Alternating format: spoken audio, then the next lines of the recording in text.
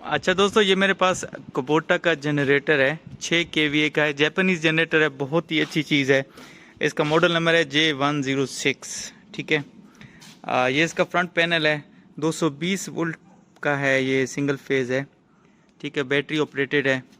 अच्छा, अभी इसमें एक इशू आ रहा था। तो इसमें इशू ये था कि ये लो वोल्टेज प्रोड्यूस कर रहा था। जो जनरेट कर रहा था सिर्फ 50 से 60 वोल्टेज जनरेट कर रहा था। अच्छा, उसके बाद मैंने इसकी एवीआर जो है, जो सिंपली मतलब नॉर्मली डैमेज हो जाती है, इसकी एवीआर मैंने चेंज कर दी। एवीआर मैंने न्यू ली है, मतलब ऑनलाइन मंगवाई है, न्यू ली है। ठीक है। अच्छा, उसके बाद इसका मैंने कैपेसिटर चेक किया, ठीक था। इसका ब्रिज रेक्टिफायर मैंने चेक किया, ठीक था। इसके जो फ्यूज़ थे, एक 5 एम्पेयर का लगा होता है, एक 8 एम्पेयर का लगा होता है। इसके अंदर पैनल के अंदर 2 फ्यूज़ होते हैं, एक 1 एम्पेयर का होता है, एक 5 एम्पेयर का होता है। फ्यूज़ भी सारे ठीक थे। अच्छा, एक्साइटर वाइंडिंग से जो वोल्टेज वगैरह आ रही थी, हमें मिल रही थी, वो भी ठीक थी। जो वाइंडिंग की वोल्टेज थी वो भी हमें बिल्कुल ठीक मिल रही थी। मतलब कि इसका सारा कुछ ठीक होने के बावजूद हमें जो वोल्टेज मिल रही थी वो बहुत कम मिल रही थी। तो अभी इसका जो फॉल्ट था मैंने दूर किया है। अभी इसकी वोल्टेज मुझे कंप्लीट जो 230 से 40 वोल्ट है मुझे वो मिल रहे हैं। ठीक है। तो मैं काफ़ी इसको लेके परेशान था कि इसके साथ क्या मसला हो गया है।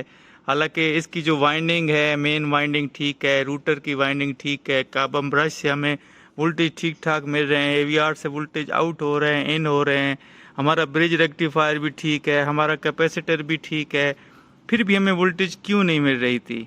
तो अच्छा, इसका एक बहुत ही, मैं आपको इससे पहले बता दूं कि बहुत ही छोटा सा प्रॉब्लम था, बहुत ही छोटा सा प्रॉब्लम था। मेरे जहन में भी नहीं आ रहा था कि ऐसा हो सकता है। अभी फिर मैंने उसके बाद मैंने गूगल पे चेक किया, तो उसको मैं पढ़ रहा था तो उसमें मुझे एक हाल बताया गया। वो मैंने जैसे ट्राई किया तो जो मेरी लो वोल्टेज का इशू था वो बिल्कुल सॉल्व हो गया है। वो मैं आपके साथ शेयर करना चाहता हूँ, ताकि अगर फ्यूचर में आपके साथ ऐसा कोई मसला आ जाए तो आप उसको इजीली सॉल्व कर सकें बगैर किसी परेशानी के। अच्छा, सबसे पहले आपने, अगर आपका नो वोल्टेज है या लो वोल्टेज है, तो आपने, जैसे मैंने पहले बताया, आपने वाइंडिंग के ओम वगैरह चेक कर लेने हैं, कार्बन ब्रश से चेक कर लेने हैं। एवीआर अगर आपकी ख़राब आपको लग रहा है आपने चेंज कर लेनी है। उसके बाद अगर आपके साथ ऐसा इशू आ रहा है, आपने ब्रिज रेक्टिफायर, कैपेसिटर, इनसाइड के फ्यूज़, आउटसाइड के फ्यूज़, सारी कनेक्शन लूज़ नहीं होना चाहिए, ये सब कुछ चेक करने के बाद अगर फिर भी आपके साथ इशू आ रहा है तो आप एक ट्राई कीजिएगा, जो अभी मैंने ट्राई किया है तो मुझे बहुत सूट किया है इसने, और जो इशू आ रहा था वो बिल्कुल सॉल्व हो गया है। मैंने क्या किया है, इसका कैपेसिटर लगा हुआ था, स्टार्टिंग कैपेसिटर है, तो उसको मैंने मल्टीमीटर से चेक किया तो कैपेसिटर मेरा ठीक था। अच्छा, जो मैंने आपसे शेयर किया कि मैंने गूगल पे पढ़ा था, बहुत सारे लोगों के उसमें कमेंट थे। यूट्यूब की मैंने बात नहीं की, मैंने गूगल की बात की है। गूगल पे आप चेक करके बहुत सारे आर्टिकल लिखे होते हैं इस बारे में, तो वो मैं पढ़ रहा था। तो मुझे एक बंदा था, उसका जॉन स्टीव नाम था, उसने शेयर किया हुआ था। तो उसके मुताबिक ये कि जब आप लॉन्ग टाइम तक, एक काफ़ी लंबे टाइम तक, काफ़ी अरसे तक आप अपने जनरेटर को इस्तेमाल नहीं करते, तो जो आपके कैपेसिटर, मतलब जब ये हम चलाते हैं ना, तो ये एक तो चार्ज भी होता है, ऊपर से आगे ये थोड़ा बहुत इसका जो करंट होता है वो आगे शेयर भी होता है। ठीक है। तो ये जो कैपेसिटर है, ये अपने चार्ज करने की जो इसकी शक्ति होती है वो ख़त्म हो जाती है।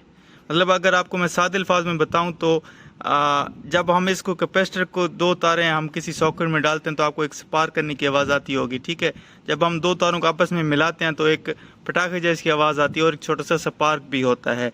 तो इसमें उनके मुताबिक इस, जब लंबे टाइम तक आप इसको इस्तेमाल नहीं करते तो जो कैपेसिटर की वो ताकत होती है वो ख़त्म हो जाती है। तो उसके मुताबिक क्या करना है कि आपने कैपेसिटर को खोल लेना है। कैपेसिटर को खोल के आपने सिर्फ एक दफ़ा इसकी जो 2 तारें हैं, मतलब कि इसको, कैपेसिटर को आपने चार्ज कर लेना है। आपने सॉकेट में 2 तारें डालकर 1 सेकंड के लिए स्विच ऑन ऑफ करना है। उसके बाद आपने इसको निकाल के ख्याल से, क्योंकि ये जिन भाइयों को नहीं पता, ये क्योंकि बहुत बड़ा झटका लगता है करंट का, 2 तारें आपने आपस में मिलने नहीं देनी और वापस आके इसी तरह आपने इसको कनेक्ट कर देना है इधर। ठीक है। उसके बाद जब आप जनरेटर स्टार्ट करेंगे तो जो वोल्टेज ऑटोमेटिकली इसको, जो फिर वो एक सर्कल में चलना शुरू हो जाएगी और आपका जो जनरेटर है वो 220, 30, 40 वोल्टेज जनरेट करना शुरू कर देगा।